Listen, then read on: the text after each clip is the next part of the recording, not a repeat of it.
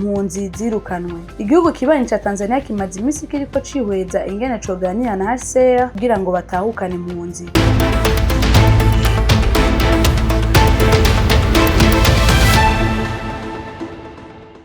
Mwaramutse canke mwiriwe mwebwe mwese mudukurikirana kuri Isomo TV. Impunzi zirukanwe. Igihugu kibanyi ca Tanzania kimaze imisi kiriko cihweza ingene coganira na HCR kugira ngo batahukane impunzi. Nkuko tubimenyeshwa n'abakunzi b'ikinyamakuru Isomo TV, baratumenyesha ko amabisi manini cane atwara abantu barenga 110 ko baharuye ayarenga 100 atahukanye impunzi. Izo bisi zikaba zagaragaye Mabanda aho abahungutse bajanwe mu masantre maze basubizwe mu babo no mu vyabo. Nkuko twese tuzi iyo igihugu caguhaye indaro kimaze kubona ko ivyo washitse ubesha bitagifashe, muri ico gihe kiravugana na HCR ko wosubizwa iyo wazananye mu mahoro n'umutekano. Mu bijanye n'imigenderanire y'ibihugu, umuntu yavuze ko ahunze uwo nubwo aba ari mu gihugu cawe kenshi HCR y'ico gihugu iramwakira ikamuha n'icangombwa, mugabo hari ivyo utaburekuriwe gukora nk'impunzi kiretse ufitiye uburenganzira maze amategeko akabikurekurira. Ufise icangombwa c'u Burundi maze ugasaba uburenganzira bwo kuja gukorera mu gihugu kibanyi ca Tanzania, ntaco bakugira kuko ibihugu vyose abantu baragenderanira atankomanzi zihari. None mu gihugu cawe uwitwa impunzi yo kwigira uko yishakiye mu gihe igihugu ciwe gitemba amata n'ubuki, uca usubizwa iwanyu. Ikibazo c'impunzi ntitwiyobagize kandi ntitugifate minenegwe kuko catanguye igihirikwa ry'ubutegetsi 2015 ryankiye rigapfuba. Abariyo kwisonga nibo bakokeza ngo amaraso agiye kumeneka maze benshi bagiye Nyabahururu. Uwo n'umugwi wa mbere. Aba kabiri n'umugwi wagiye canke wahunze ngo bazoshikira muri HCR, bazoronka impapuro zibaho uburenganzira bwo kujanwa mu za Buraya,